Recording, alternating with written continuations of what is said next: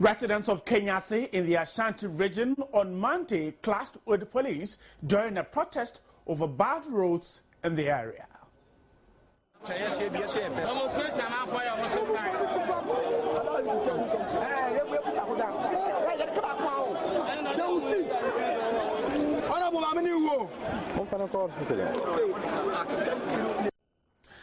My name is Bright Nanamfo, and this is today's big story.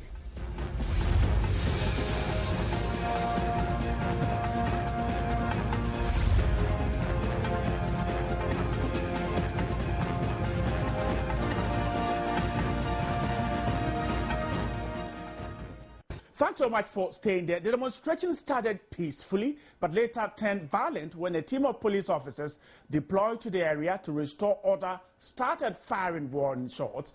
The police were said to have also fired tear gas to disperse the crowd, which pelted them with stones and other objects.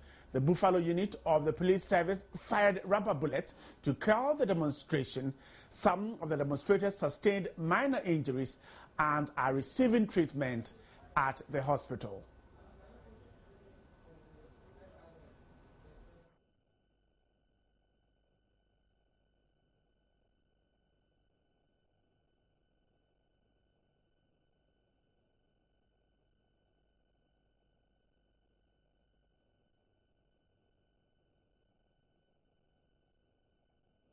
And those were pictures of the demonstration, how it turned violent. Soon we'll be speaking to our correspondent there to tell us exactly what happened. And we're told some were injured and at the various police stations. Very soon we'll be crossing over to Kenya in the Ashanti region. But first, let me take a short break. When I come back, Nuruddin will join me to tell me exactly what happened there. But Sergeant Godwin Ahianyo is the Assistant PRO of the Ghana Police Service Ashanti region. He's joined me on phone. Sergeant, thanks so much for joining us. Now, first of all, we're told that the demonstration, which was peaceful, turned violent. Now, how much more do you know? Thank you very much.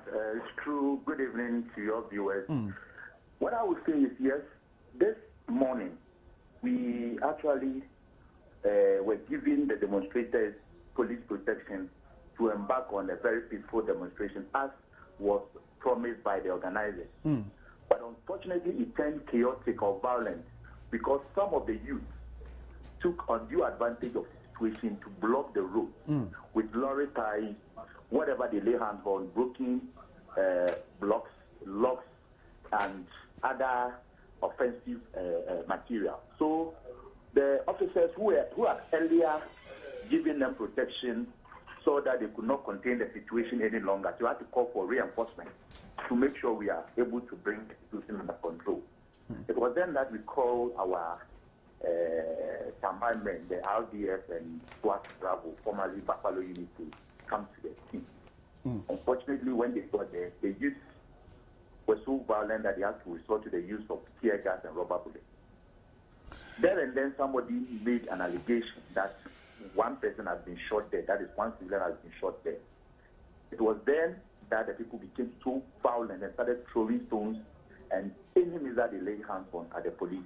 As we speak, we have 4 of our men seriously injured. One had his tooth, and as the doctors said, he is to come back for a minor surgery. But the one that is the teeth that is broken be removed by Wednesday. We also had our vehicle, one of our vehicles, windscreen smashed through a stone that was thrown at it. And he recorded some civilian injuries. What we gathered at the hospital, or from the hospital, was that 5 people reported with some minor injuries. But people are still reporting from other section of the media that the injured persons are more than 5. Some are even saying this is 10, 18 and all that. But we can confirm of 5 injuries. We also arrested 6 persons in connection with the violence. But then the MP of the area, Honorable Kofi Frimpong, and the organizers came to the regional police commander this evening. We had a discussion with them, and we have been granted police inquiry bail to one Mr. Ofeside, a lecturer of K Poly, who actually masterminded the whole demonstration, which later turned violent. I want us to quickly look at this. Now, you're confirming that the police fired warning shots. It got to a point, initially we were firing tear gas and rubber bullets.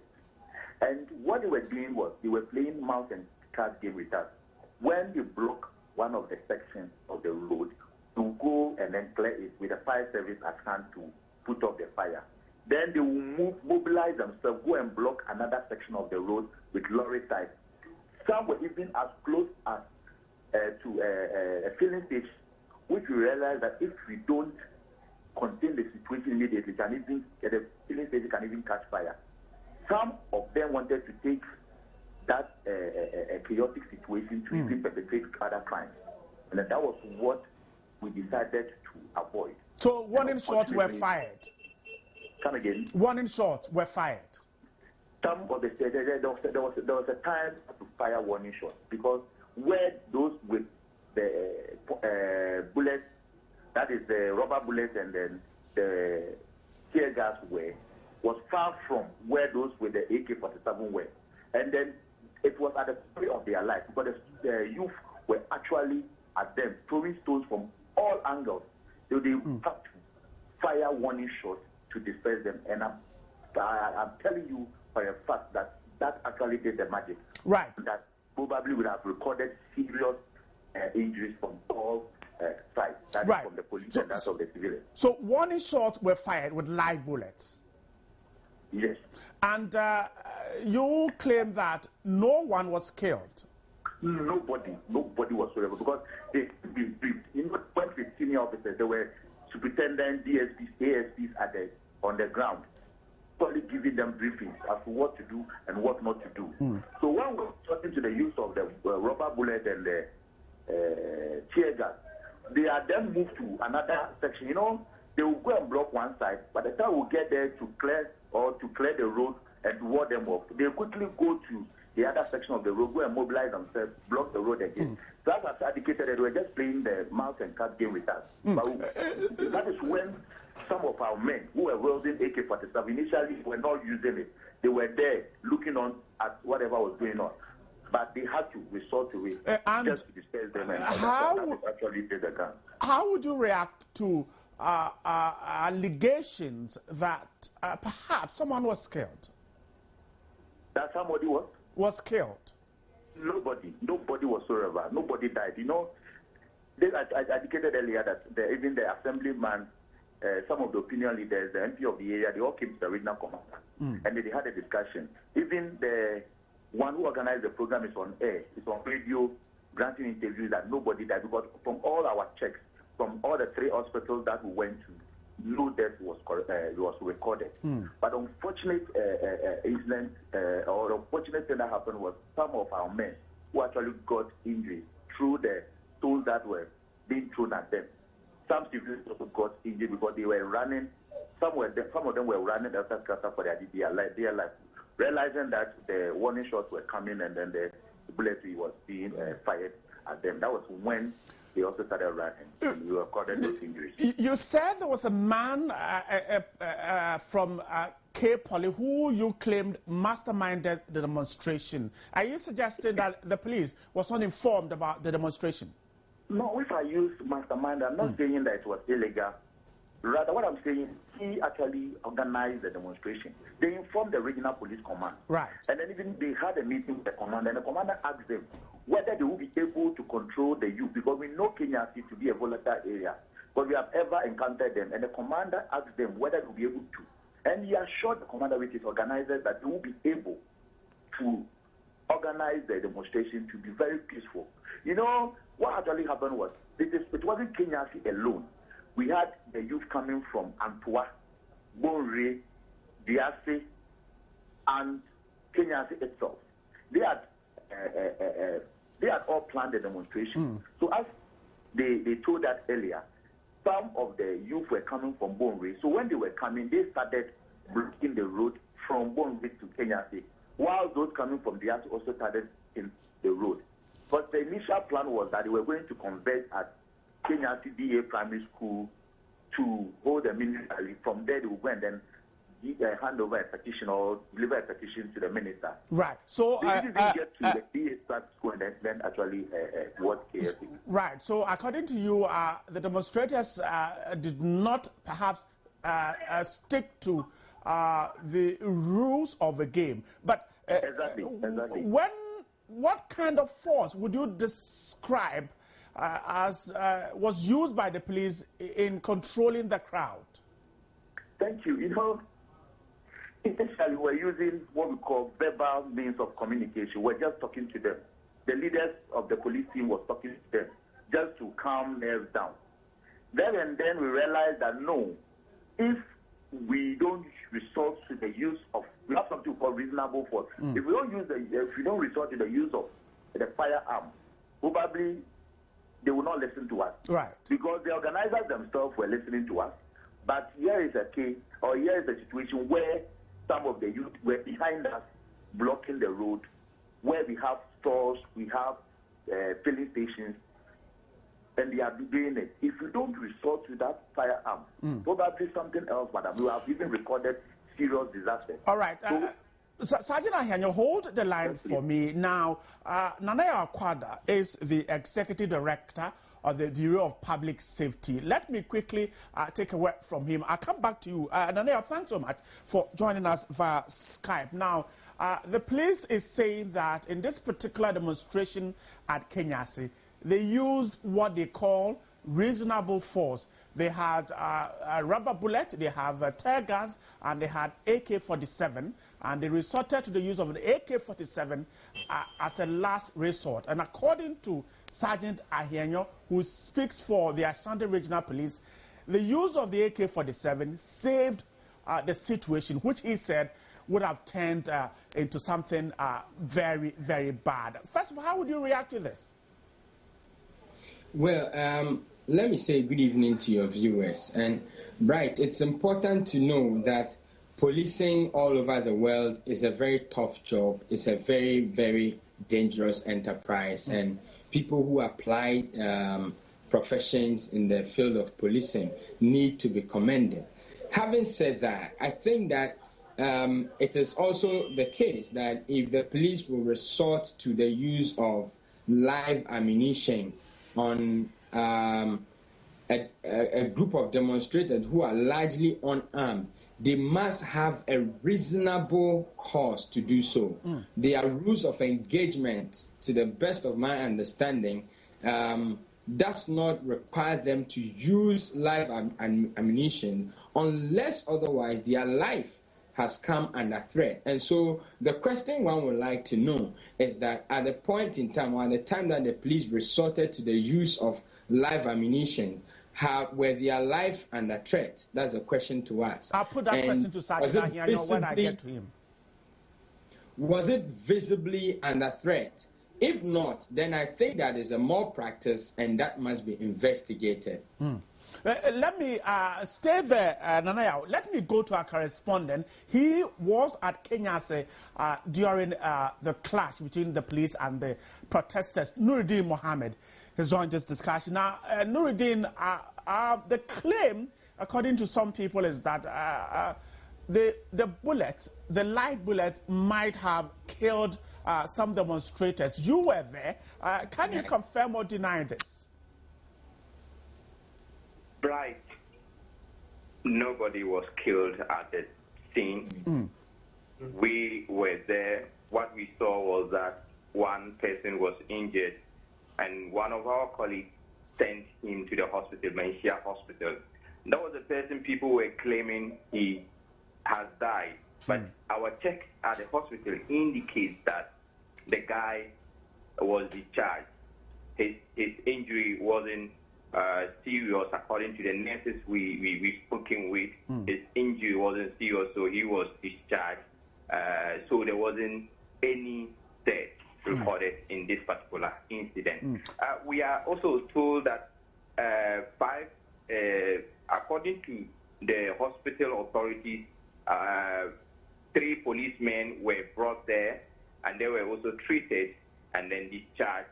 And then one was also sent to the Ashanti Regional Police Clinic for treatment. So in all, 4 policemen were injured in the process.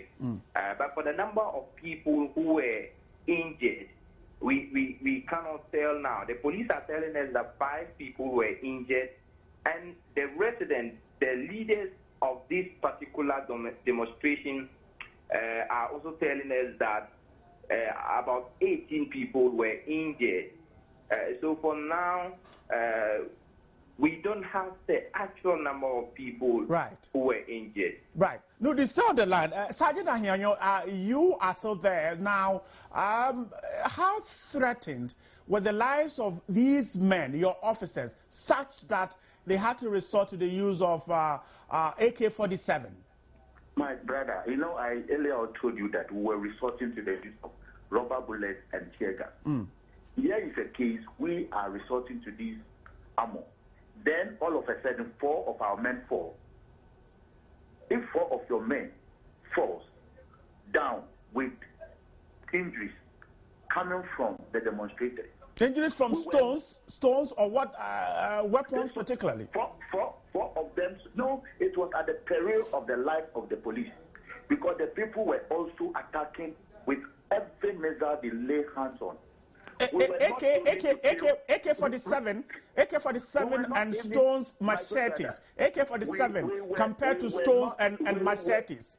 Sergeant Ahianyo, I'm not cutting in rudely. Sergeant Ahianyo, I'm not cutting in rudely, but AK-47 compared to stones and perhaps machetes. We were not aiming at them. That's what I'm saying. If we had aimed at them, probably the casualties that we would have recorded, we couldn't have even handled it. We were not aiming at them. The people were meeting. We had them into the scene. We're firing tear gas. Before you see, they had moved to other areas. So those with the AK-47 were on board their vehicles. Right. They also proceed there. When they proceed there, they see that the situation is very chaotic or very violent. That is when they also use the live ammo, but they never aimed at anybody. Right. We never used the AK-47 on anybody. It was just because if not done that, probably, that's what I'm saying, that probably something else might have been recorded as we speak. Right. Hold the line. That they were, 4 of our men had fallen. Right. And 4 so of our men had fallen. Right. At the period of their life. Hold the line. Don't drop it yet. Now, the police are saying that their lives were threatened. 4 of their men had fallen down, according to the police, perhaps from weapons, stones, or whatever. And they think that at that point there was the need to use AK-47 to make sure that the demonstration did not turn to something bad. Well, Bright, I think that the policeman on the other side would have done the public a lot good if he's able to tell us when you have live rubber bullets that you could fire into the crowd, would they have ammunition that you could use or employ as warning shots? And so I do not understand why they engaged the use of AK-47. He said there were warning shots. They did not fire the live ammunition into the crowd. They were warning shots, which means they were fired into the air. Yeah, to that extent, I think that is an acceptable practice, but it's not accepted anywhere for police to fire into crowd because they've come under attack of stones and clubs. I think that the public must appreciate that our policemen also are their fathers and their mothers, their brothers, and whilst in the course of duty, they do not have to expose themselves unnecessarily to harm, and they have a right to protect themselves. And so, to that extent, one will want to permit that they probably fire a couple of shots into mid-air to ward off the crowd. And I think that is acceptable. But having said that, it's important that the police now engage the public some more and educate the public for the public to appreciate or understand what is the do's and don'ts of demonstrations, so that we will not be from time to time having such murky situations on hand. In America, for instance, the average person understands and knows that if I'm stopped by a cop in a car, if I get down from the car without an express order from a police officer to step out, I risk getting shot. In Ghana, not many people know the rules of engagement when it comes to things like demonstrations and all. And so it's important that the police engage with the public some more so that we understand. And moving forward, it's also very key that the police now begin to make available footages of such incidents to the public to inform public discussion. My understanding is that they also recorded this on video. It's important that whilst they make reports and things to sit on shelves, they should make these things available for interested persons and parties to grab copies of this and apprise themselves so that we can help in this shared responsibility of public safety. If they do these things and keep these things on their shelves all the time, they would have to be coming back to the public every now and then to defend their actions, things that they can continue to manage public order, manage public safety, and also that they can leave the education bit or they can share the education bit with organizations like ours. Right. Nurdi Mohammed, before you left Kenya, what was the situation? The peace has been restored at the community, at Kenya and its surrounding communities, and police patrol teams are there to maintain that peace. So for now, there hasn't been any demonstration. People are conducting their normal businesses. Right. Nudi, thanks so much for speaking to us. Now, Sergeant now your men would have to be on the ground. Yes. How, now that you've gone through this, how well are they psyched up to ensure that a total peace is maintained in the area? Thank you once again. We actually have them on the ground. We also engage the opinion leaders and the MP of the area this evening. They've assured that they were going to talk to the youth. The chief of the area, that is Ganabere Wusu Ajiman, is about 98 years. He's even bedridden. He has also assured us that he was going to engage the opinion leaders so that peace will be restored in the area. So I assure you that we are not going to, I'm sure, by the grace of God, we aren't going to encounter any persecution again in the near future. But we are also appealing to the public when they are engaging on such demonstrations, they should talk to their followers, not to resort to violence. Since the police is also not going to sit down and then watch them destroy public property. We also make sure that we protect life and property as one of our functions. And if you picked some people, would they be, how quick would they be arraigned before court if they need be? Yes, we were actually charging them for routing. But when the MP and the opinion leaders came in, commander has to soften his stance and then ask for a bail for them. So if we granted that tomorrow morning they will be coming in. From what commander is saying, when the situation at Kenya is normalized, probably we might soften his stance by not going to court. So let's see what happens tomorrow. Sergeant Senior, thanks so much for speaking to the Deputy Public Relations Officer, Ashanti Regional Police, Nanaya Akwada. Let me do the wrap-up with you now. The police confirming the use of live ammunition. The police also confirming that no one has been killed. Now, in engaging the public in some of these demonstrations, now for the safety of the public, let's wrap up on this. What exactly should we do with these demonstrations? Well, I think that I said that earlier, that it's important that the police, in engaging demonstrations and organizers of demonstrators, make it clear to these people what is expected of them and what is not expected of them. It's also important that aside engaging directly demonstrators, the police must intensify public education, because demonstration, you are aware, right, is a legitimate duty that citizens can embark on.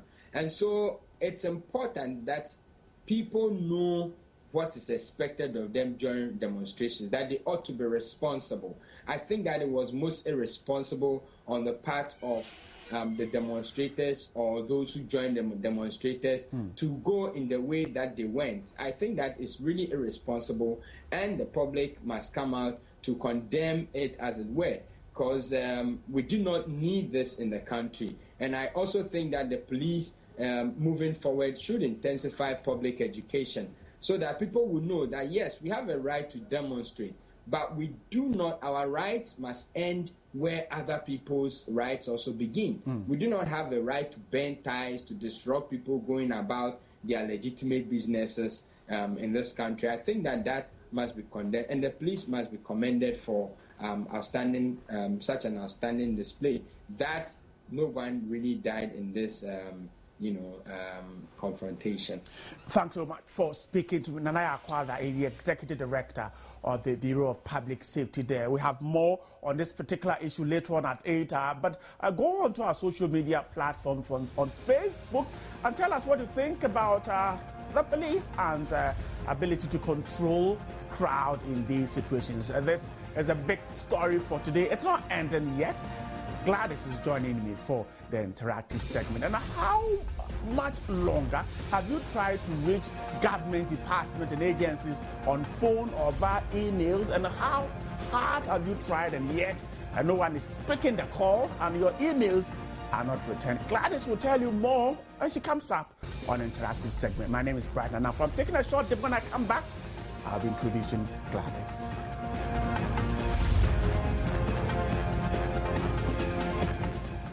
You're live on a big story. Time to go interactive, and Gladys is joining me.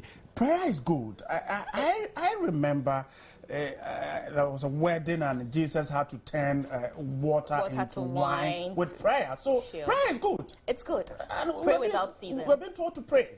For the city. For the Ghanaian city. It has actually been commanded to rise. Will it rise? Well, we'll have to see. God is a hearing God, and I'm sure it will rise. And this year has already been declared as a miracle year. Welcome, Gladys. Thank you, Nana. Right, so on JN Interactive today, we have two issues. Well, do we need spiritual solution to arrest the falling value of the cedi? I hold up the cedi with prayer, and I command the cedi to recover, and I declare the cedi will not fall. Let the cedi rise.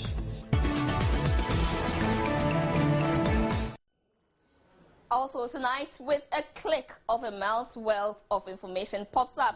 But does that happen with government ministries? We look at how some ministries, departments and agencies are taking advantage of ICT to run government businesses. Let's get interactive on those issues right here on JN Interactive.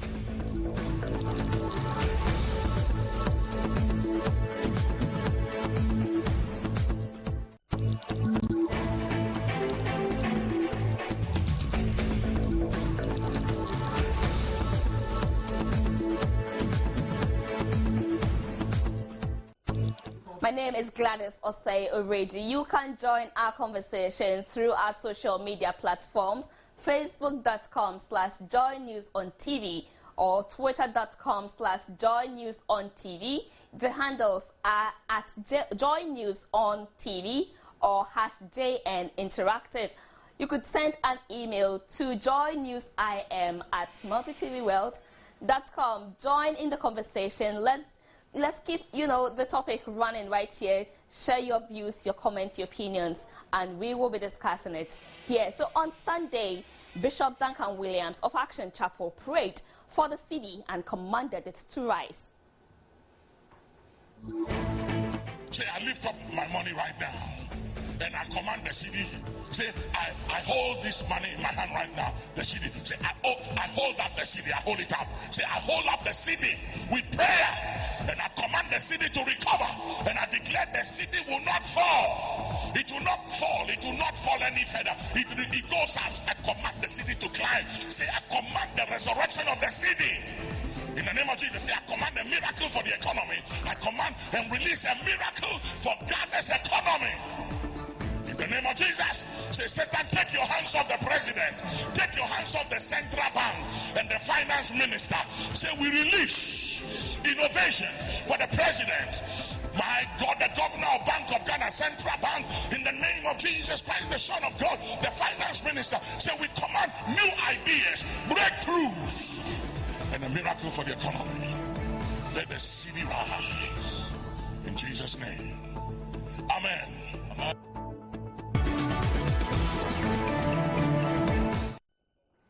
I hope you said amen to that. But have we actually run out of physical solutions, or are we men of little faith? Well, some of you have been expressing yourselves. No, it's not spiritual solution. This is common sense, I think. The reason why I'm saying common sense is, when it comes to the issue of economy, it's not about prayers, you understand? It's about the people sitting on top, you understand? Because if you increase, I would say, petrol prices by now, or let's say by a week, then another time, within 7 days, you increase it again, I don't think it's sensible. Even if the economy is, you are saying maybe things are going up, then let's say you are saying you are importing things into the country. I think what I heard is because of the importation of goods. So the cedi is falling and the dollar is rising. So I think we should buy made in Ghana goods here.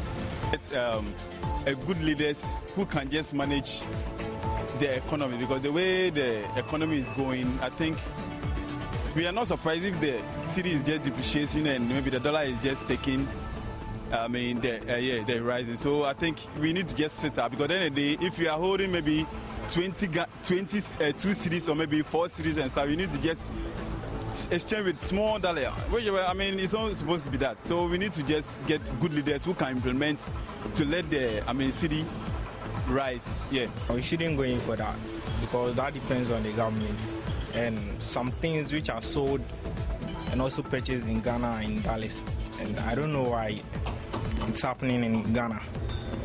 So it's not about superstition. It depends on the leaders. They have to change that thing so that we, the youth, can follow it. Or else we'll stop spending our own money and be using the foreign countries' money. Ghana is hard now, and we have to pray for them so that God will change everything in the system now. Because what is going on now is very bad. It's very bad. Yeah, it's very bad. You look at transport like this, they increase.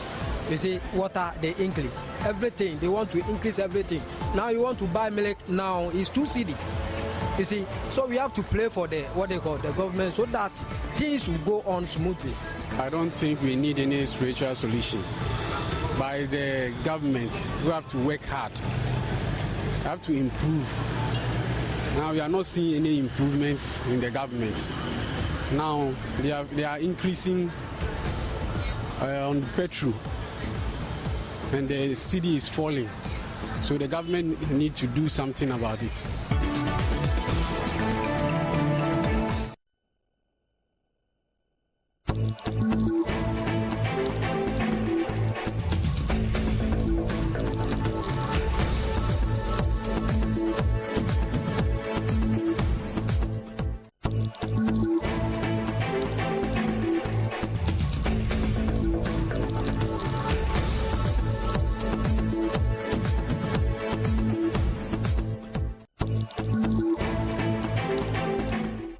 I'm so sure some of you have been posting quite interesting opinions on WhatsApp. So let's take WhatsApp now and see what you have been telling us on WhatsApp. So let me quickly get our very first WhatsApp. And it's coming from Faisal Ahaji. And he says, no, not at all. We need proper economic policies. That's coming from Faisal Ahaji. Well, so let's see who is next, who is also telling us about proper economic policies. Augustina Adra-Fodro says, this doesn't need spiritual solution. The things the government incompetent. The thing is the government is incompetent. That's coming from Augustina Adra-Fodro. Francis de Chelsea says, not really, but it's very incumbent on our part to consult the true prophets of God in Ghana so that they will tell us why this is so. Yeah, but that's what Duncan is telling us, to pray. And, well, so let me quickly take the last one. Today we'll come back later. David Nobadam says people using political lenses wouldn't see that the city is falling, but I think what we need is good economic management team and prayers to give the management team a divine direction.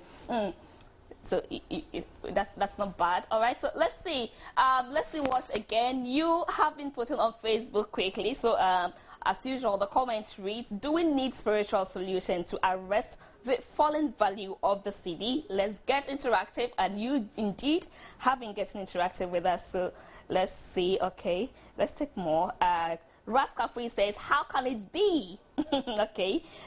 David Upon says, I heard Bank of Ghana want to pump $2 million into the system to eliminate this issue, but analytically and in a financial advice to the pumping of money will cause higher inflation and externalities as well. What we got to do is to patronize our made-in-Ghana goods and reduce importing.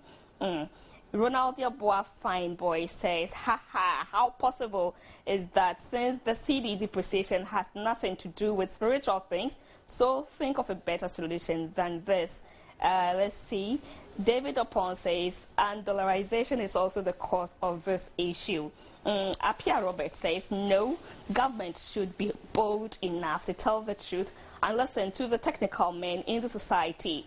Upon everything, Ghana belongs to all of us. President should talk to his appointees to stop insulting know-how people. Rather, we should approach them for solution to what they commented on. Right.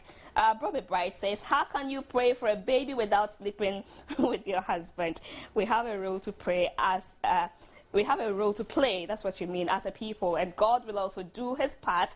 The prayer alone cannot work. Okay, so let's see. Just quickly take 3 more and then.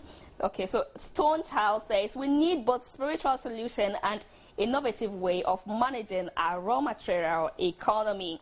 And Adokisi Paul says, ha ha ha, you are just laughing out loud. Okay, so a joke of the century. Okay, Silva Davis says, heaven help those who help themselves. So I believe once we begin to pray over the falling standard, falling value of the city, heaven will help us come to our aid and get it rising. All right, so let's we will take more comments. Let me get back to WhatsApp and see. Also from Paul William says, oh no, we need proper economic strategy. That's the long-term plan. Okay, so what did you suggest is the long-term plan? Well, Sonic Nelson says, yes, somehow we need prayers. Okay, so let's see. Let me just take one more WhatsApp. It's coming from who? Let me quickly. Technology, just be fast with me. G. Carey says, everything happens in the spirit before it happens in the natural. So we need seriously... So we need prayers. You mean we seriously need prayers? Oh, God, help Ghana. Of course, God has always been a Ghanaian, so he will definitely help us. All right, so my colleague, Marian Ture, who is, well, she will be sharing with us her comments on the second topic we are moving to very shortly, and so she's on standby. We'll be talking to her very soon. But actually, from seeking spiritual solution to the city, well, let's now discuss government websites. Websites open windows of information to get to visit them and make transaction of businesses faster and convenient. When was the last time you visited a government organization's website? Did you find the correct information you needed? Did you find any link to contacts, or did you receive a response to an email you sent? Well, this is something Joy News has been searching. Let's see what we found out. We're interested in tourism, so we searched Touring Ghana, which is the official website of the Ministry of Tourism. The website is colorful and had a picture of the Minister of Tourism, Elizabeth Ofoswejare. But the name was different, an indication she never visits the website. We searched for Ministry of Gender and Social Protection, and there was no website link, rather a link to an official government portal. What we found on the official government portal was surprising. The site stated that Juliana Azuma is the current Minister of State, but the name of the correct minister, Nana Oyelitha, was displayed there with a link to the official website, which was not functional. The Ministry of Health had current information, but the contact link was not working, meaning it is difficult to contact the office if someone is outside Ghana or even outside Accra. The Energy Ministry and the Ministry of Education had a very good website with current information. In fact, the Energy Ministry even had a map to make it easy locating the ministry. Joy News will be checking.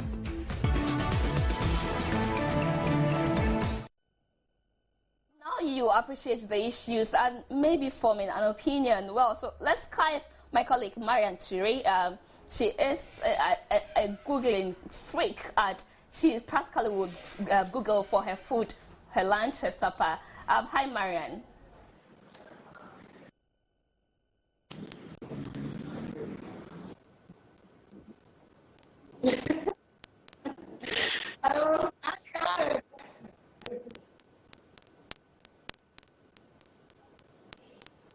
On the web to get closer to the information you are looking for.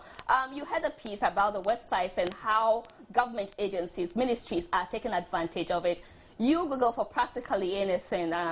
What's your take on that? Why do you think they shouldn't take advantage? And so you go on their websites and it's as backdated as you can imagine.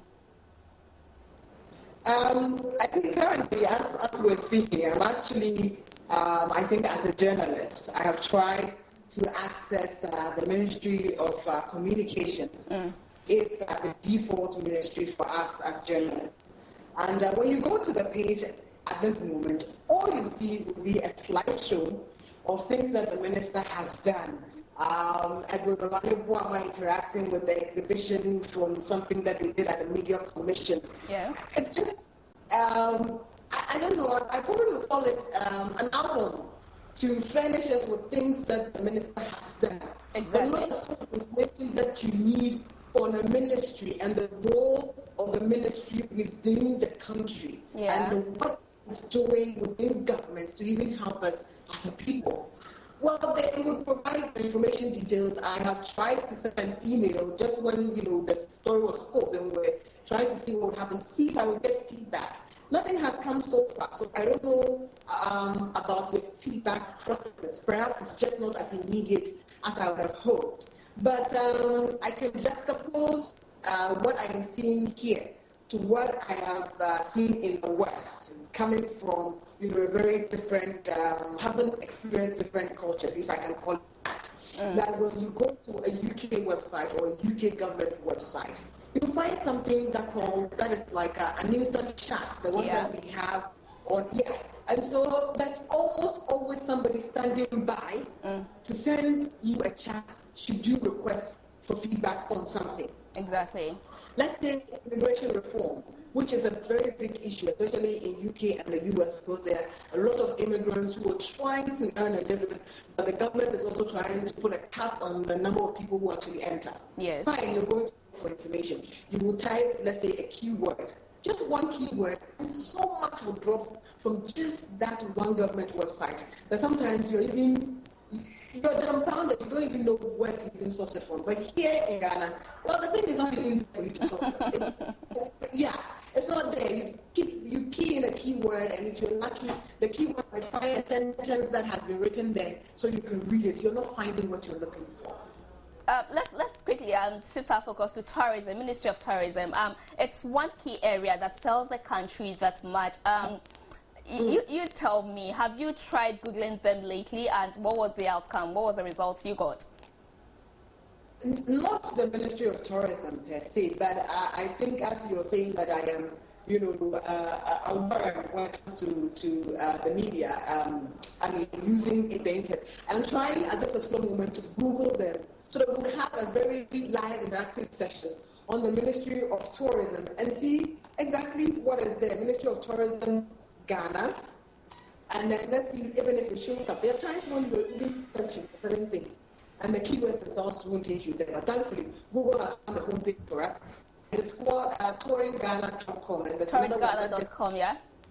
Yes, touringghana.com. Okay, so you look there and tell me what's the latest there. But even the name itself is a bit awkward for me. Yeah. For a national site, you know, because we're looking at the Ministry of Tourism because that's what it's called. It sounds like ministryoftourism.com. It's more like it. Exactly. Or something. But Touring Ghana, I wouldn't even be thinking about that. But the way the internet works is that it uses keywords and catchphrases to locate things for you. So when I say Ministry of Tourism Ghana, automatically takes me there. And what I see is a slideshow of a Queen Mother, you know, waving kente or tumpo. Is the Minister of Tourism represented there? Let me see. Okay, you're trying to show that to us. If you can see what I am seeing, can you see what I'm seeing? It's not very clear, unfortunately. It's not very clear. It's not very clear, but I remember the last time I was there, that's a couple of hours ago today, I met the photo of the minister, Mrs. Elizabeth Foswejari, and the name there was Mrs. Juliana, you know, the previous minister. Juliana Minister. That's what you're seeing. So that's how interesting our ministries are managing the websites to reach the public. It is not updated with the information that you need when you need it. And so you're asking yourself, a website is an extension of and so if this website is not portraying the bright image that you need, why at all is it there?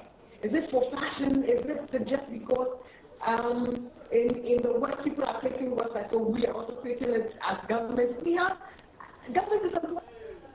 Well, unfortunately, we lost Marianne on the line. So let me quickly get back to our Facebook page. But what basically she is sharing with us is that government ministries should take advantage of technology and reach out to the people. Perhaps most of the questions we ask and most of the complaints we give, we'll find answers and we won't even have to go back to those complaints or questions, and we can progress. So that's an interesting opinion there from Marian Chire, my colleague at Joy News. So let me quickly get back to Facebook and see more comments you haven't given us on.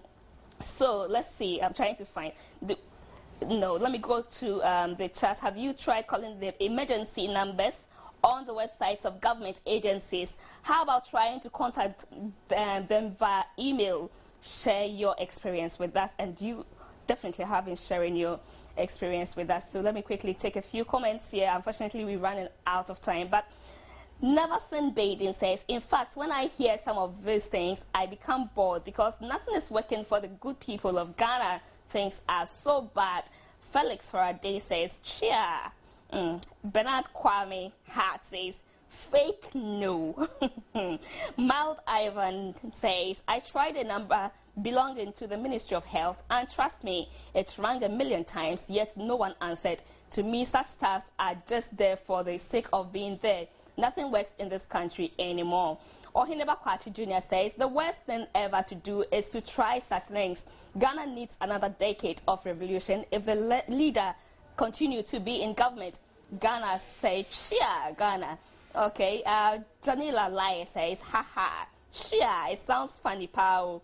Please, it does not work in Ghana. Try Ghana Fire Service or any of the government institutions and you will regret even dialing the number. Okay, so Principal Gordon says, yes, but I was not successful. Right, and let me just take two more. And Asiadi Davis Rufus says, Ghanaians, most people call just to make fun of the agency, so I guess it's worth it. Daniel Abaka says, they just won't respond to email them only when your subject matter is not important that much, because you wait till cheer, who born dog. Yeah, so who born dog that you will call a ministry and your call is immediately responded. Right, so Nana has joined me, and before we go, I quickly would want to announce that the body of Komla Dumo would arrive tonight, and it will be telecast live on Joy News at 8:30 p.m. So you stay tuned. And of course, you will join us at 8 o'clock for the main news, and we'll take you to Kotoka International Airport, where the body of the late BBC broadcaster Komla Dumont will arrive, and we're told at about 8:30 p.m. The body will be received by the chiefs of Aplau and the clergy of the Catholic Church. We'll have a live coverage on our major news at 8 o'clock. We would also bring you something on education. So according to the ministry, there are about 1,000 schools in Ghana where classes are held under trees. These include kindergarten, primary, junior high, and senior high schools. So Sarah Abla de Souza, she visited Tuya, a community in the northern region, and she will be bringing us the details of that report right here on Joy News at 8. Thanks so much for having been part of the show. We are back here tomorrow at the same time, but Tarzan's Take is now up on your screens after here 8 p.m. Joy News, and we'll take you live to the Kotoka International Airport, where the body of the BBC broadcaster Komla Dumont is arriving. Thanks so much. My name is Bright, and my name is Gladys Osei Ureji. Thanks for your company.